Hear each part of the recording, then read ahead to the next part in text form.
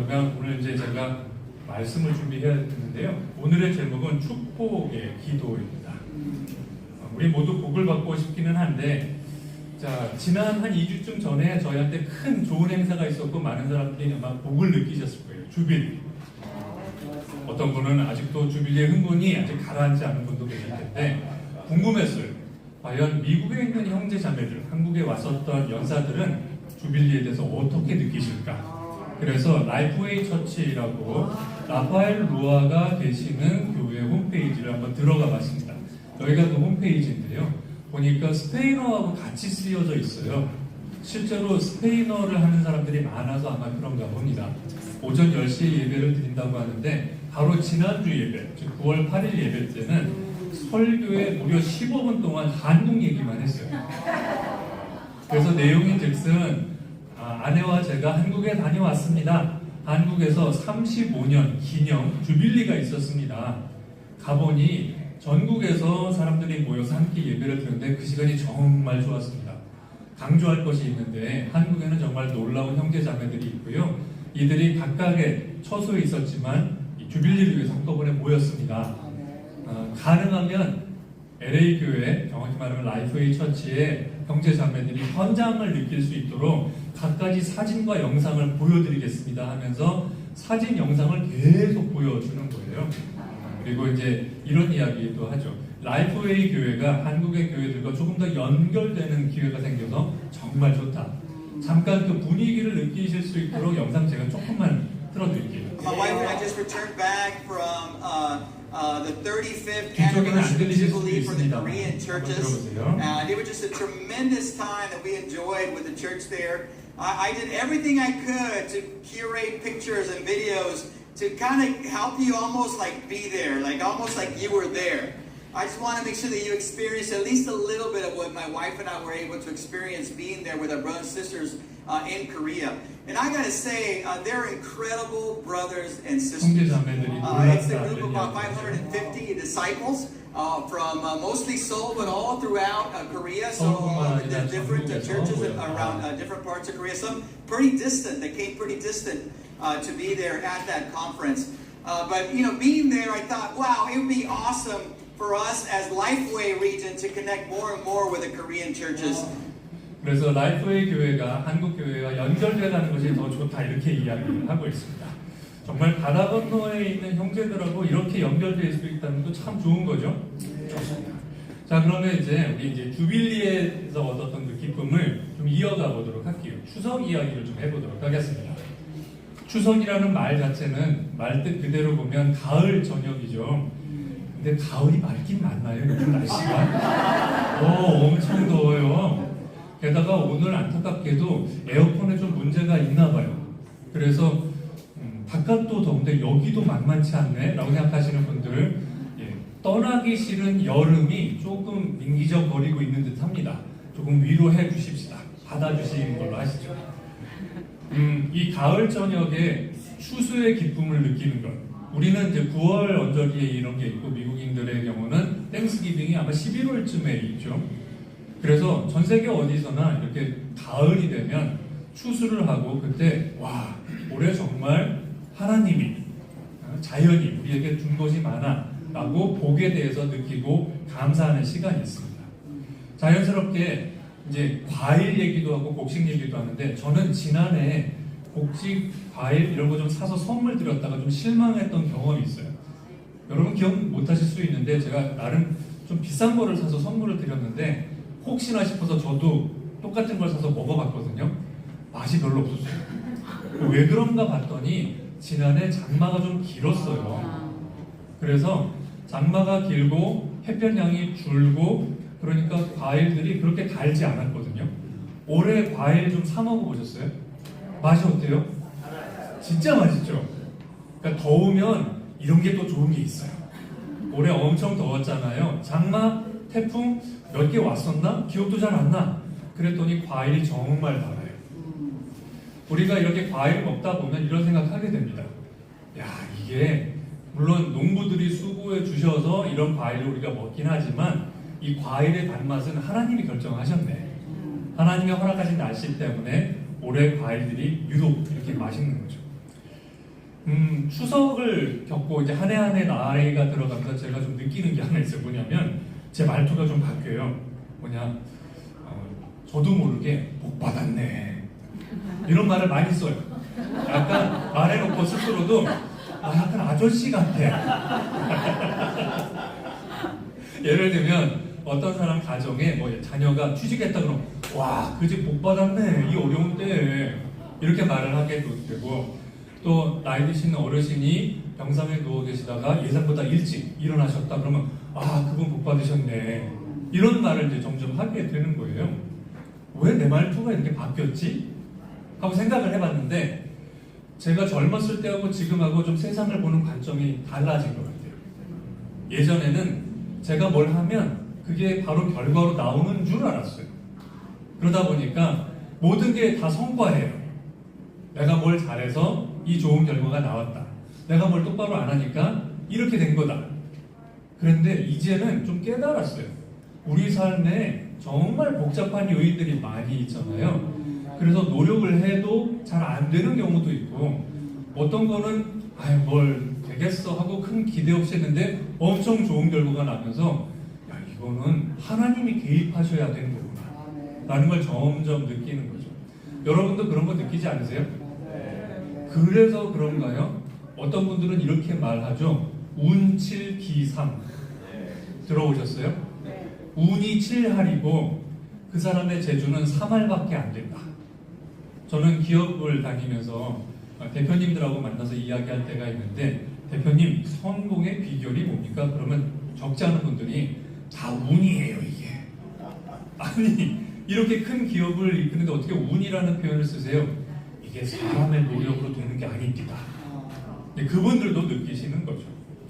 오늘 우리가 이처럼 우리 삶을 주관하는 하나님에 대해서 더 이해하게 되면서 이제는 하나님 복 주셨으면 좋겠다. 그리고 성경 안에는 복을 바라는 기도들도 있습니다. 그래서 오늘 그걸 한번 알아보도록 할게요. 축복의 기도입니다. 민수기 6장에 보면 하나님께서 이렇게 축복하라라고 기도문을 주세요. 이 기도문을 받은 사람들이 제사장이기 때문에 여기에 성경 구절 표지에는 뭐라고 써 있냐면 제사장의 기도, 정확히 말하면 제사장의 축복이라고 되어 있습니다. priestly blessing이라고 되어 있죠. 한번 그 구절을 읽어보도록 하겠습니다. 주님께서 모세에게 말씀하셨다. 너는 아론과 그 아들들에게 말하여라. 그들이 이스라엘 자손에게 복을 빌 때에는 다음과 같이 빌라고 하여라. 주님께서 당신들에게 복을 주시고 당신들을 지켜주시며 주님께서 당신들을 밝은 얼굴로 대하시고 당신들에게 은혜를 베푸시며 주님께서 당신들을 고이 보시어서 당신들에게 평화를 주시기를 빕니다. 그들이 나의 이름으로 이스라엘 자손에게 이렇게 축복하면 내가 친히 이스라엘 자손에게 복을 주겠다라고 되어 있습니다. 자, 이 구절 그냥 쓱 읽고 지나갈 수도 있는데 오늘은 제가 여기서 세 개의 단어 구절을 좀 뽑아서 함께 나눠보고자 합니다. 아마 이 말씀이 끝날 때쯤 되면 여러분께서 그래 저렇게 한번 서로 복을 빌었으면 좋겠다. 나도 복 받고 싶다. 이런 생각이 드실 것 같아요. 자, 첫 번째는 주님께서 당신들에게 복을 주시고입니다. 복, blessing 이런 말 많이 쓰면 약간 옛날 사람 같은 느낌 받을지도 모르겠어요. 그런데 과연 그럴까요? 한번 알아보도록 하죠. 여러분, 인생에서 복을 받았다라고 느껴본 적 있으세요? 크고 작은 경험들이 다 있죠. 그런데 복이 실체가 뭔가요? 여러 가지인 것 같아요. 혹시 하나님께서 저에게 꿈에 나타나셔 이렇게 말씀하셨습니다.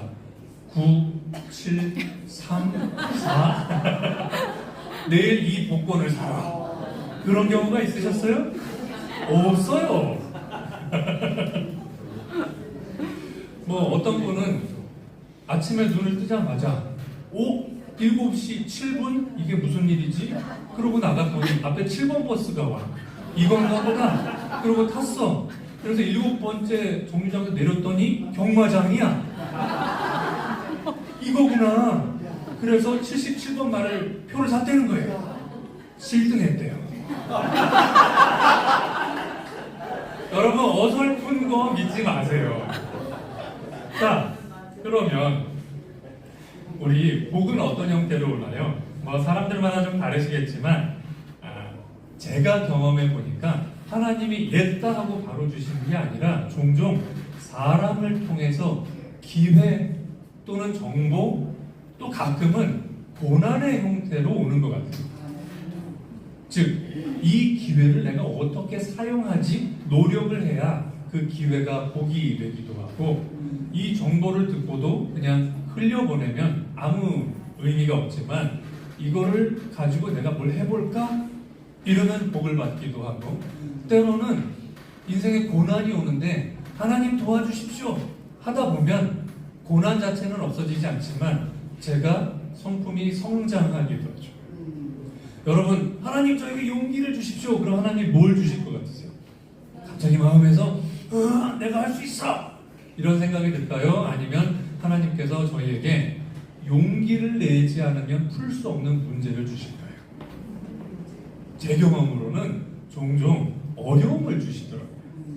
이처럼 복은 종종 다른 사람을 통해서 기회, 정보 또는 어려움의 형태로 오기도 합니다. 그렇다면 우리가 좀 용기 내볼 수 있죠.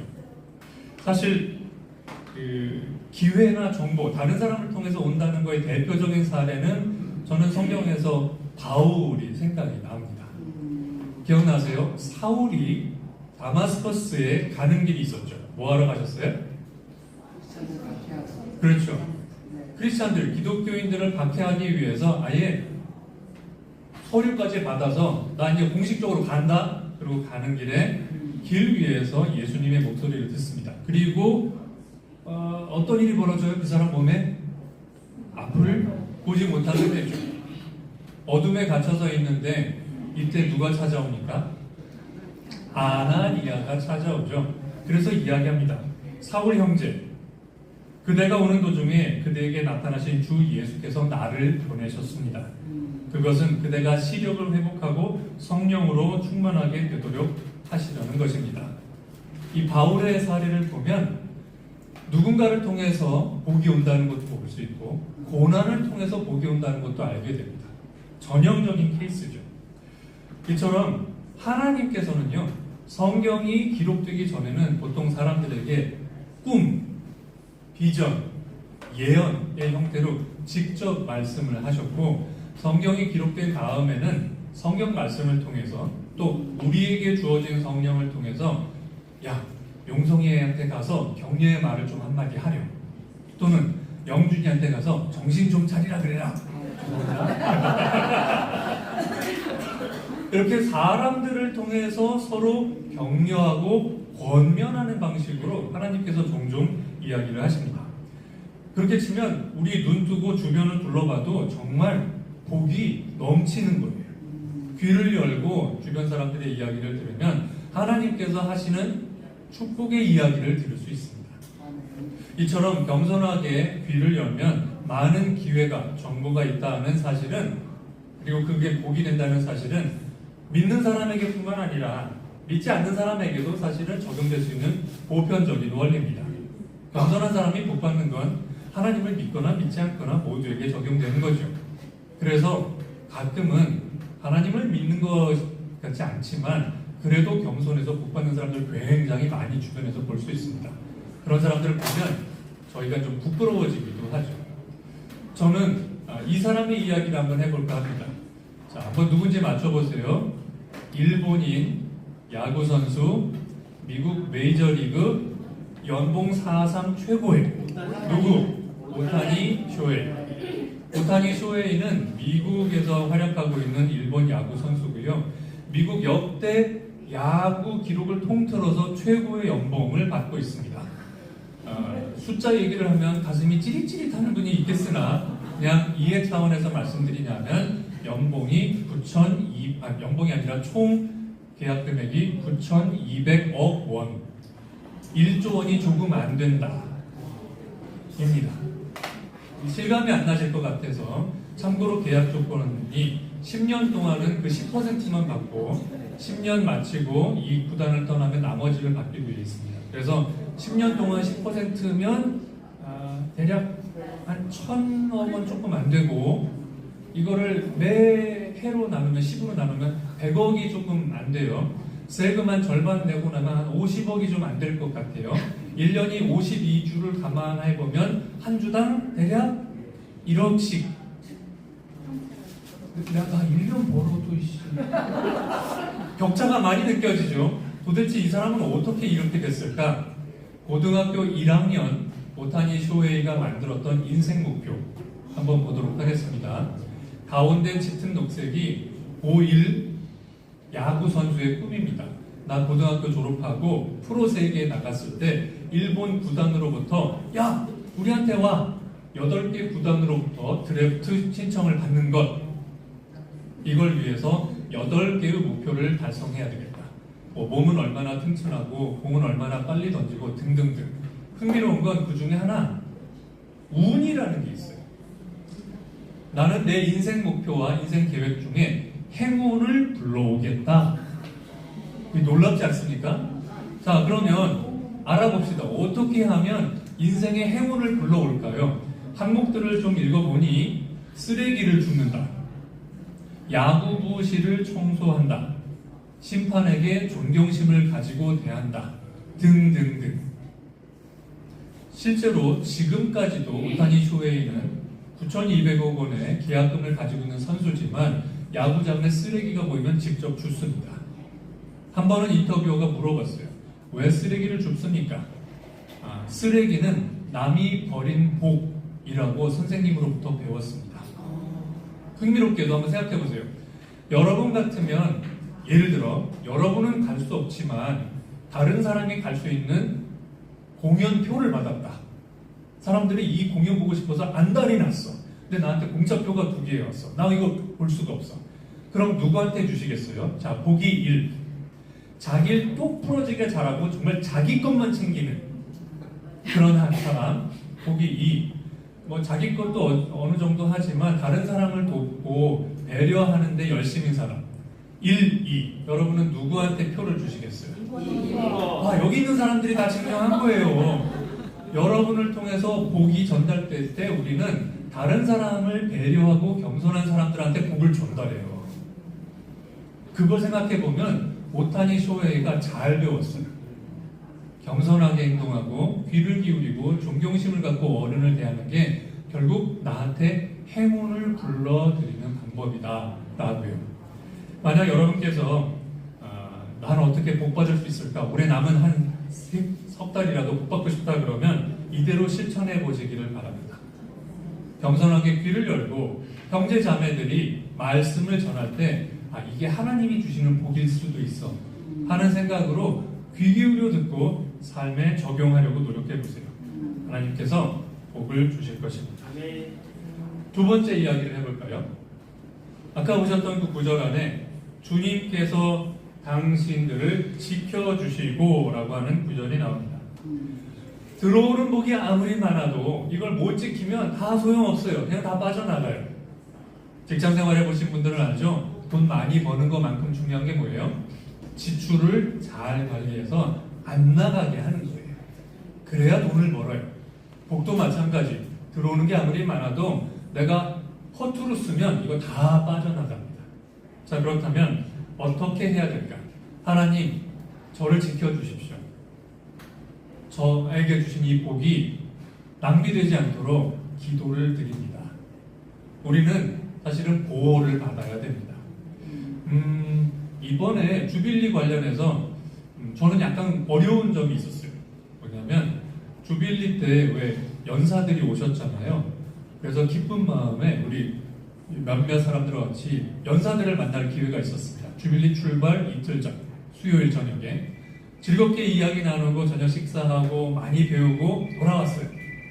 집에 가는 길에 자동차 사고가 났어요. 제가 지난 몇 년 동안 자동차 보험료를 내면서 어떤 생각을 했냐면 난 이거 받을 일이 없는데 보험료가 아깝다. 이거를 제가 거의 20년째 생각을 했거든요. 근데 웬걸 이번에 된통 맞았어요. 오른쪽 차 문이 거의 뭐 손잡이 다 뜯겨나갔고 수리하는 데만도 2주가 걸렸습니다. 제가 어쩌다가 이런 사고가, 그것도 하필이면 주빌리 딱 이틀 앞두고 나 바빠 죽겠구만. 재미난 건 저만 그런 게 아니었어요. 미국에서 말씀을 전하고 형제자매들 만나러 왔던 브록 로비 기억나시죠? 그분이 코로나에 걸렸어요. 미국에서도 안 걸린 코로나 한국에 와서 걸렸네? 그래서 코로나 때 참가를 못했어요. 그리고 우리 안에 있는 다른 형제 중에 한 분은 정말 큰 맘 먹고 교회에 다시 나오기 시작했는데 코로나 직전까지 아파서 야 이러다 못 가는 거 아니야? 이런 경우가 있었다고 합니다. 여러분의 건강 보장 못합니다.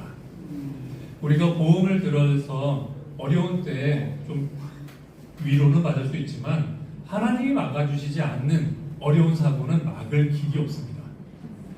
사실 생각해보면 이 도시에 몇 명이나 살아요? 거의 1000만 명 가까이 살죠. 위성도시까지 합하면 우리나라 인구의 3분의 1이 삽니다. 그런데 일상을 보면 사실은 다행스럽게도 큰 사고가 많이 나지 않고 잘 굴러가요. TV만 켜고 뉴스만 보면 세계 곳곳에서 어디가 무너졌다, 누가 다쳤다, 뭐가 터졌다, 이런 이야기가 정말 많은 것에 대비해 보면 우린 정말 보호받고 살고 있습니다. 그런데 이 안전은 절대 당연한 게 아닙니다. 기도를 통해서 하나님의 보호를 받지 않으면 우리 편안하지 않습니다. 서로에게, 그리고 하나님께 하나님 우리를 지켜주세요, 그리고 이 친구도 지켜주시고 이 가정도 지켜주세요라고 기도를 할 필요가 있는 거죠. 세 번째, 주님께서 당신들에게 평화를 주시기를 바랍니다. 우리가 복을 빌고 또 많은 복을 받으면 우리 인생에 어려움은 없을까요? 어려움은 안 찾아올까요? 기도 열심히 하는 사람에게는 어려움이 없고 똑바로 안 한 사람한테는 어려움이 생기는 걸까요? 그렇지 않습니다. 우리 모두에게 하나님이 정하신 때 하나님이 정하신, 허락하신 고통이 오게 마련입니다. 말씀은 우리가 견디지 못할 고통을 주시지 않는다고 하나님께서 이야기를 하셨어요.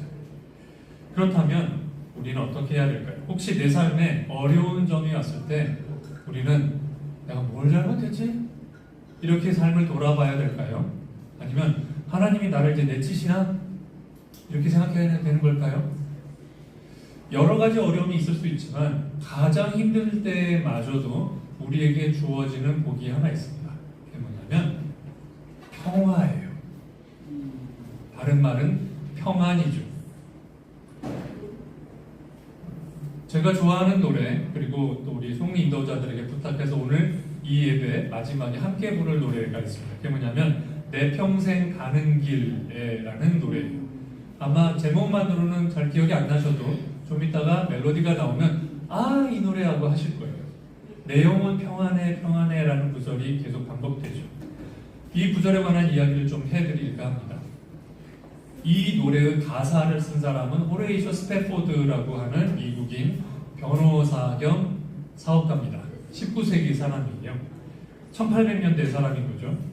이 사람은 독실한 기독교인이었고 또 성공적인 사업가여서 자기 사업도 크게 키웠을 뿐만 아니라 당시 미국에서 가장 영향력 있는 말씀 전도자였던 무디의 후원자이기도 했습니다. 그런데 1871년 시카고에서 대화재가 벌어집니다. 이틀 동안 도시가 탔어요. 계속 꺼지지 않고. 그 바람에 이 사람의 사업이 그날 그해 그 이틀 동안에 폭삭 망합니다. 부동산 투자한 게 다 타버렸어요. 안타깝게도 그해 어린 아들이 열병에 걸려서 죽기까지 합니다. 호레이셔 스패포드가 마음이 무겁지 않겠습니까? 그래서 심기일전 정신 차리고 다시 회복하자. 무디 전도자가 영국에서 순회 집회를 하고 있는 걸 알고 거기 가서 좀 기운을 받자 해서 대서양을 건너서 영국에 가기로, 유럽 여행을 하기로 계획을 짰습니다. 표도 다 샀는데 출발하는 날 갑자기 일이 생겨서 부인하고 딸 넷을 태워 보내면서 이 일 끝나면 바로 갈게, 한 주 안에 가게 될 거야, 걱정하지 마 하고 모든 게 준비됐으니 편안하게 가라고 했습니다. 그런데 그로부터 10일 후 대서양을 지나던 배가 영국의 범선과 충돌했습니다.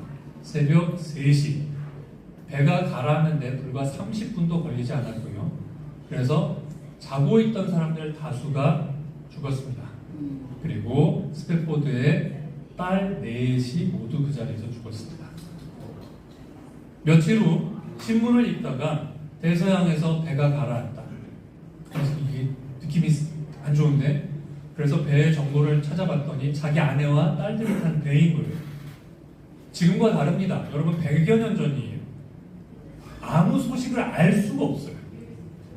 다시 또 일주일이 지납니다. 그리고 나서 영국 런던에서 정보가 옵니다. 딱 2글자, saved alone. 부인이 보낸 거예요. 혼자 살아남았습니다. 가슴이 무너졌겠죠. 그래서 빨리 아내를 찾으러 가야 되겠다. 바로 다음 배를 예약을 하고 배를 타고 갔습니다. 어느 날 밤에 자기 선실에 있는데 선장이 찾아왔습니다. 선생님, 알고 계시면 좋을 것 같아서 말씀을 드립니다. 지금 이 배가 조만간에 사고 지점을 통과합니다. 아마 4명의 딸이 보고 싶을 듯해서 말씀을 드리니 갑판에 올라가 보시는 건 어떨까요? 그래서 호레이저 스패포드가 갑판 위에 올라갔습니다. 아무 말도 못했겠죠. 눈물만 흘렸겠죠. 거기서 하나님 어쩌시려고 제 아들을 데려가시더니 이번엔 딸마저 데려가십니까? 도대체 왜 이러시는 거예요? 거기서 한참 울고 소리 지르고 기도하다가 어느새 마음이 차분해지는 걸 느끼더니 성경 구절이 떠오르기 시작한 거예요. 그리고 그 사람이 갑판에서 내려와서 자기 선실에서 그 마음을 적습니다. 그것이 우리에게 전해져서 내 영혼 평안해 라는 가사를 담은 내 인생 가는 길에가 된 겁니다. 여러분 삶에 어떤 어려움이 있으실 수 있어요. 제가 감히 짐작할 수 없습니다. 그런데 성경은 이야기합니다. 빌립보서 4장 6절. 아무것도 염려하지 말고 모든 일에 오직 기도와 간구로 하고, 빌립보서 4장 6절입니다. 여러분이 바라는 것을 감사하는 마음으로 하나님께 아뢰십시오. 그리하면 사람의 헤아림을 뛰어넘는 하나님의 평화가 여러분의 마음과 생각을 그리스도 예수 안에서 지켜줄 것입니다. 사람의 헤아림을, 이해를 우리의 머리로는 도저히 알 수 있는 수준을 뛰어넘는, 여기서 왜 저 사람은 편안하지? 왜 마음에 평화가 있지? 난 이해가 안 돼. 그런데 그런 평안을 하나님이 주신다고 합니다. 아멘. 여러분 건강에 어려움이 있으세요? 하시는 일이 잘 안 되시나요? 또는 자녀를 키우고 계신데 공부 준비에 유학을 하고 있는데 입학이 어렵고 하는 일마다 잘 안 되는 것 같고, 우리의 헤아림을, 이해를 뛰어넘는 하나님의 평안이 여러분께 함께 하시기를 바랍니다. 아멘. 마무리를 하면서 이야기를 하나 해드릴게요. 한국말 이슈가 하나 있는데 제가 이번에 좀 배울 기회가 있었어요. 어느 날 대표 기도를 할 수 있었어요. 제가 이렇게 기도말을 했습니다. 하나님, 저희를 축복해 주십시오. 근데 한 분이 기도 끝나고 저한테 오셔서, 정확히 말하면 그 말씀은 맞지 않아요. 뭐가 이상한 거죠? 축복하다는 복 받기를 축원합니다 라는 말이고, 그런 의미에서 보면 하나님은 축복하시는 분이 아니고요, 복을 주시는 바로 그 당사자예요. 하나님께 축복해달라, 즉 복을 달라고 축원해달라 할 필요가 없어요. 그분이 복의 근원이세요. 제가 정말 그런가 하고 사전을 찾아봤어요. 그랬더니 그분 말이 맞더라고요. 그리고 밑에 하지만 통례적으로 하나님이 축복하다 하신다 이렇게 쓰기도 한다. 배웠는데 배운 사람답게 해야지. 그래서 제가 그때부터는 하나님 저희에게 복을 주시옵소서 이렇게 기도를 하고, 다른 사람에게는 하나님이 복 주시기를 제가 기원합니다. 또는 당신을 축복합니다. 라고 말하기 시작했습니다. 그러고 보니까 예전에 어릴 적 교회 다녔을 때 생각이 나네요. 항상 예배 끝날 때 이 자리에 오신 성도 머리 위에 하나님의 은혜와 하나님의 복주심이 영원토록 함께 하기를 축원합니다라고 기도하셨죠. 저도 그걸 받았던 기억이 나요. 그래서 감히 이렇게 얘기합니다. 여러분 축복합니다. 하나님의 복이 여러분과 함께 하시길 기원합니다. 감사합니다.